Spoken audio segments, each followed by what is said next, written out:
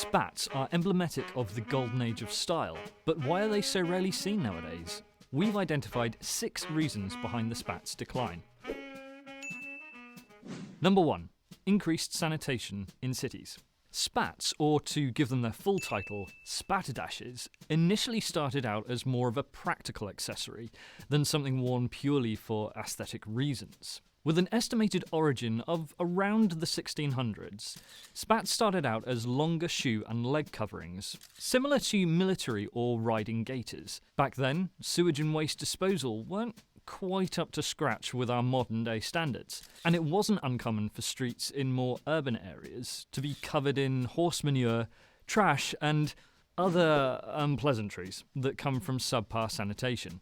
So regardless of the amount of money in your pocket, protecting your shoes from this reality was an extremely pressing issue. Within wealthier circles, coverings in white, grey, and brown were invented more as an accessory to go along with the expensive riding boots.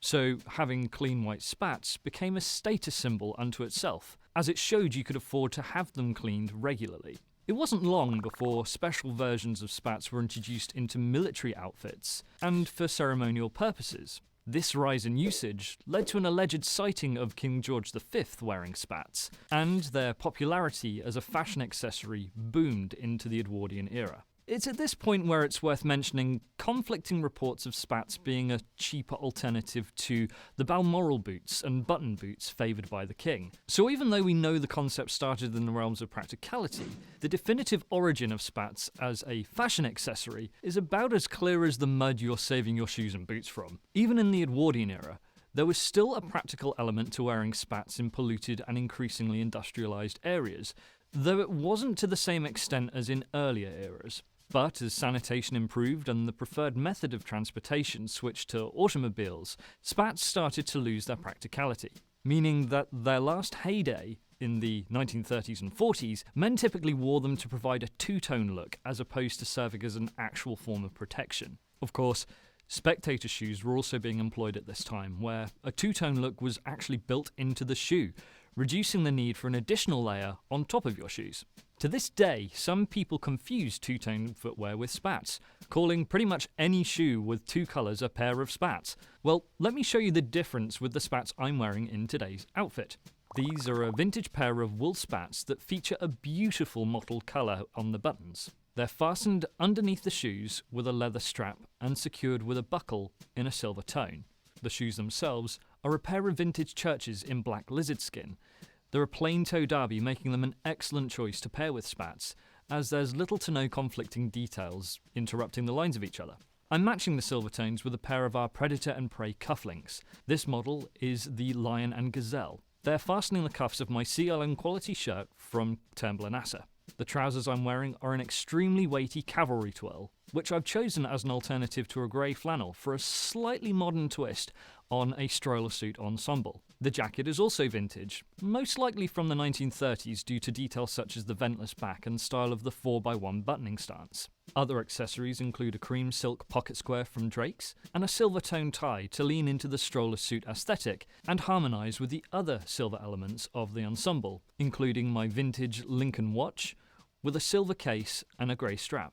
For the cufflinks, tie, and a range of other accessories and fragrances fit for the classic style enthusiast's wardrobe, head over to the Fort Belvedere website. Reason number 2, practicality versus pompousness. Showing off you had clean spats in light colours was quite the historical flex. Essentially, it proved you could afford to keep them clean, or even be able to protect your nice shoes in the first place. White and light grey became 2 of the most popular colours for this reason during the Edwardian era, though brown and tan tones such as the pair I'm wearing were also available. The lighter colours were popular specifically because they were the hardest to keep clean, especially since machine washes weren't really a thing yet. But as that initial purpose was lost, they were just a way to show off, and that you took the time to include this elaborate accessory in your ensemble. Indeed, spats then became more of a dandy accessory that those in affluent positions would use to distinguish themselves as a different class than others. This opportunity to add more flourish to an outfit was especially popular in morning wear, as an alternative to wearing button boots or Balmoral boots, since for social climbers it was cheaper and quicker to buy spats and put them over your dress shoes instead. This tradition gained a lot of popularity and was fairly common in certain social circles, up until around the 1930s, where the Great Depression impacted most individuals from all walks of life. This is actually where America overtook Europe in leading a fashion trend, as spats continued to be popular in the late 30s and early 40s elsewhere in the world, but started to decline first in the United States. Spats and other showy accessories used to flaunt wealth quickly fell out of touch with reality. This more practical-minded mentality continued into World War II, where wasteful clothing was viewed as unpatriotic, and wearing fancy day spats could be seen as kind of poor taste, especially as soldiers had to wear the practical gaiters while they were in the field. The similarity between gaiters and spats undoubtedly created an uncomfortable link with this style of foot covering and conflict. Interestingly, spats are still worn as parts of certain military uniforms, so let us know if you'd like us to explore some of the weird and wonderful aspects of military attire and the correlation to classic style in the comments below. Number 3. Costume associations. Spats have been depicted in cartoons jokingly, much like the similarly fated top hat, as a visually distinctive gag. This results in people seeing them as more of a costumey accessory rather than something worn with sincerity. They've also become heavily associated with gangsters from the 1920s in the eyes of pop culture. Of course, figures like Al Capone were frequently seen wearing them, potentially as a subtle way to try and gain legitimacy in high society. And this association leapt into the realm of fiction, as many nefarious characters are depicted wearing spats as an element of their larger-than-life costumes. Spats were also sometimes used as a shorthand for men in high society, with popular songs like Puttin' on the Ritz and Personality mentioning spats in their lyrics. And arrow collars, white spats, and lots of dollars. This further added to the idea that spats were not something you'd ever see the common man wearing. Simply put, spats were becoming both outdated and exaggerated in the general public's mind, around the same time as the 1930s and 40s, which is when they fell out of favour. Number 4. Higher maintenance to wear. As stated, spats were designed to get dirty, but even with increasing street sanitation, fancy spats were still something of an incongruous accessory. Even though the ability to keep them clean was intentionally to show wealth, there's no denying that lighter colours naturally stain very easily. So, regardless of how many pairs of spats someone had, they still had to enter into the laundry rotation.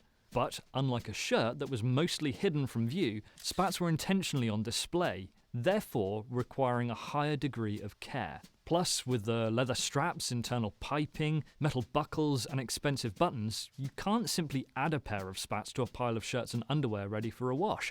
All those different materials require different types of care and attention, and you wouldn't really want to risk mixing street dirt or touching buttons and buckles with finer, more delicate clothing when you're doing the laundry. Ultimately, the maintenance of a pair of spats would have been the duty of whoever looked after the laundry in a household, and presented a significant pain, as they essentially had to be spot cleaned after every wear. So, as more and more households reduced the amount of extra staff on hand for such tasks, non-essential items of laundry were quick to go, and this included spats. Number 5. The casualisation of footwear. It's hard to wear spats when even dress shoes aren't regularly worn nowadays. Dress shoes had been a de facto choice for most people up until the past couple of decades, but sneakers, dress sneakers, sandals, flip-flops, and even Franken shoes are the modern-day go-to for many people. And many might only wear dress shoes for special occasions or job interviews, let alone in their everyday life. Even classic style aficionados might be more inclined to experiment with more fashion-forward alternatives, such as classic street or workwear, where sneakers are often favoured over leather dress shoes. So, if dress shoes aren't worn as much anymore, it'll seem a bit affected by many to wear something like spats with a sneaker. And in that, the desire for practicality is what the majority of the population will value, so most just won't bother with this accessory at all. Number 6. Better functionality elsewhere. Waterproofing, increased rubberization, and insulating materials all now outperform a pair of spats at their originally intended purpose. Thankfully, the reduction of manure in the streets means that your shoes aren't likely to get super dirty in an urban environment anymore. For those moments where more dirt is present, there are much better specific options such as work and roper boots. And should you be caught in a heavy downpour or a particularly puddly area, a fabric spat will only keep your feet dry for so long before becoming completely saturated and leaking through to your foot. but a rainproof boot will fix most of these problems with ease. Or even modern galoshes, which actually protect the parts of your shoes that connect with the ground. With these stronger alternatives now readily available, spats become almost obsolete at their intended practical function. So, can you wear spats today? Well, the short answer is yes, you absolutely can. However, even within classic style circles, they're still very rarely seen, and are typically worn by people who fully buy into the look of a particular decade of time. These individuals look fantastic because of their dedication to the whole ensemble, and much like other distinctly historical items like a frock coat, pocket watch or a monocle, spats look their best when they're worn genuinely and with gusto. It's true that some people will view them as costumey no matter what, but they can make for an interesting touch with the right outfit and personality behind them. Remember, button boots and spectator shoes have very similar appeal. So, as they can be easier to source, a two-tone shoe could give you the styling inspiration to then find and incorporate a pair of spats into your wardrobe. If you like the look and you do want to step into a pair of spats, you can certainly make it a signature style, giving you a very distinctive and eclectic aura. Something to keep in mind if you do decide to go for a pair of spats, they'll probably make your feet feel a bit warmer. Since spats are essentially like gloves for your feet when they're made of wool or suede, it's certainly my experience that they can help keep your ankle area warm. Perfect for a cold winter day. But unlike a boot, you'll also find a greater degree of flexibility, both literally as they're easier to move in than stiff leather, and also in case you want to remove them at any point of the day. After all, it's far easier to remove spats than change your shoes entirely. Another bonus point is if you have a pair of trousers that aren't as long as you might like, spats can be a great way to bridge the gap and avoid the look of high water pants. It can be difficult to source quality versions of them nowadays with their low demand. Most examples you find are meant to be worn as a costume, and these cheap materials and construction will do you no real favours. Instead, look at places like Etsy and eBay, where more vintage accessories by specialists and localised makers can be found, and will typically be made with higher quality materials and construction methods. We've also seen spats available at specialist vintage reproduction stores, like a Markasen in Sweden, where the attention to detail is top class. In conclusion, spats went from humble origins to high society and finally into obscurity. So, do you want to see spats make a comeback? Let us know in the comments below.